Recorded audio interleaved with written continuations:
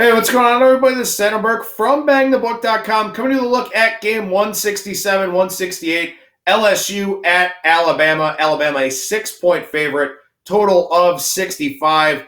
Battle of unbeaten teams, best game of the regular season, enormous college football playoff implications. Should be a whole lot of fun in Tuscaloosa for this matchup. It's a lot of fun right now over at BangTheBook.com as we're covering college basketball, college football, the NFL, the NHL, the NBA, NASCAR, golf, soccer, tennis, esports, MMA. All the major sports betting markets are being accounted for over at the website.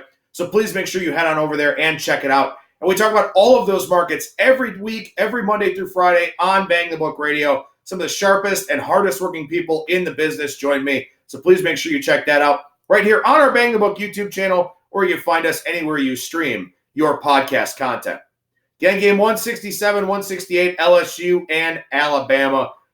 What a difference a few months makes. This line, when the Golden Nugget opened games of the year, back over the summertime, was Alabama minus 16. Now it's Alabama minus 6.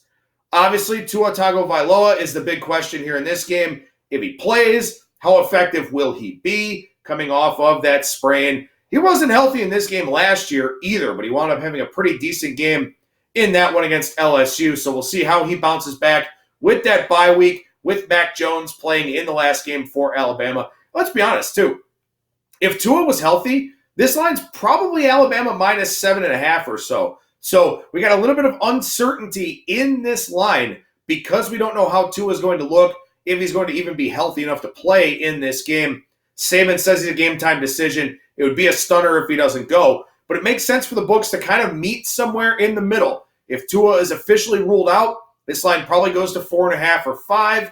If Tua plays, it's probably 7.5, maybe as high as 8 out there, depending on the clientele at the various sports books. So it'll be very interesting to see how this one plays out based on what we find out about Tua in the lead up to the game. And if this thing does start to move down in a pretty significant way, you can bet that somebody probably has some sort of inside information about Tua, or if this line starts to go up, could be some inside information that Tua going to play. But when you look at this game, I mean, look, obviously these are two elite-level teams, elite talents on both sides of the football. Burrow and Tua, obviously Heisman candidates. There's a lot to unpack about this game, but the one thing we know for sure is that both of these teams are very, very good, very, very deep, very, very talented. And both of these teams very strong on offense, too. Now, of course, what's interesting about this year's game is that Alabama's played a very weak schedule. I guess I could even call it sharp and soft. They played Texas A&M, the best game that the best team they played this year, won that game on the road. It was a fairly close game for a while, but Alabama, of course, putting some distance in it late. That's their only top 30 game. LSU on the season has played 3 top 30 opponents, according to Sagarin: Auburn, Florida, and Texas. All of them wins, all of them impressive to various degrees, depending on how you analyze the game.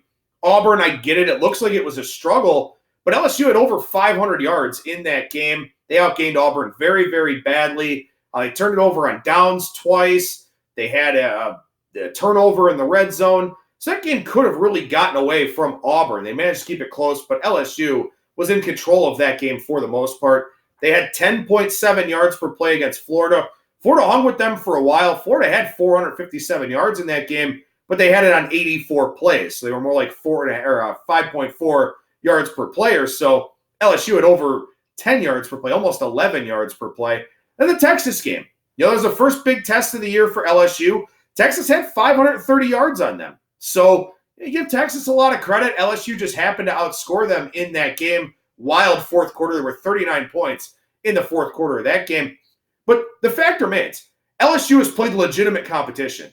Alabama really hasn't to a degree. Is it fair to doubt Alabama? Is it fair to question Alabama? I don't think you can question the Alabama offense. I do think you can question the Alabama defense. Alabama gave up a lot of yards to South Carolina, a lot of yards to Ole Miss. Why wouldn't LSU move the football here in this game? I think that's certainly the expectation. On the other hand, LSU's defense, they've played well this year, but they haven't seen skill position talent at the level of Alabama's. they faced Texas. Texas got some good players. Sam Ehlinger played really well in that game. Auburn, they're not a great offensive team, not with Bo Nix, not with Whitlow being out. And Florida, they've got talent. They've got a lot of 4 and 5-star recruits, but they don't have skill position guys that are really knocking on the door of the NFL. Alabama has got a ton of them all over the field. So this is a step up in class for this LSU defense as well. So I think it's totally square, and I get it, but man, I got to go over 65 in this game. I just have to. I think we see big plays galore. The way that both of these teams are able to scheme plays to get their players out in the open field is absolutely brilliant. LSU running that pro-style offense with Burrow.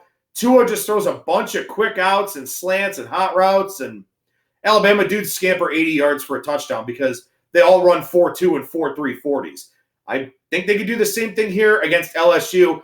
Tua with the quick throws, I don't think I'd worry too much about his mobility. Obviously, if Mac Jones winds up having to play, the total's going to come down a little bit in this game. It won't be 65. It'll be more in the 62, 62 and a half range, something like that. But still, I think both of these teams run up and down the field.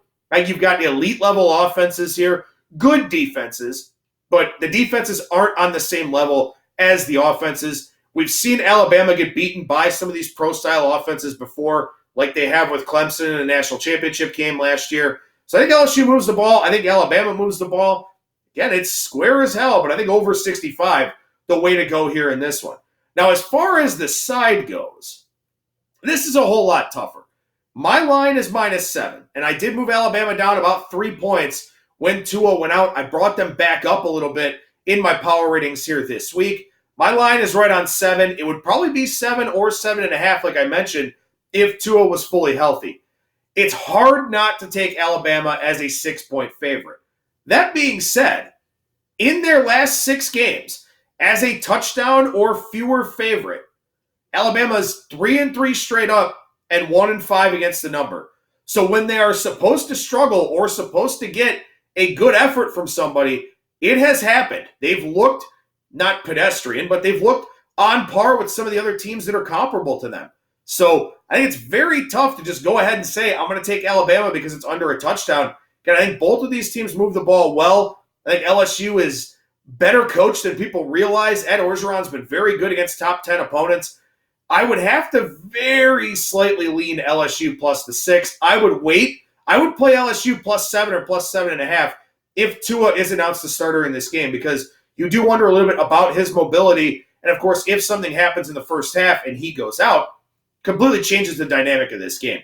But, again, ultimately my favorite play here, LSU and Alabama over 65. And I think that there's some live betting opportunities in this game, some live betting opportunities in the Penn State-Minnesota game, which I also have a video for. I think that's the new frontier in sports betting, and that's what you really want to pay attention to because these pregame lines are getting tighter and tighter week after week. I'm Adam Burke for BangTheBook.com.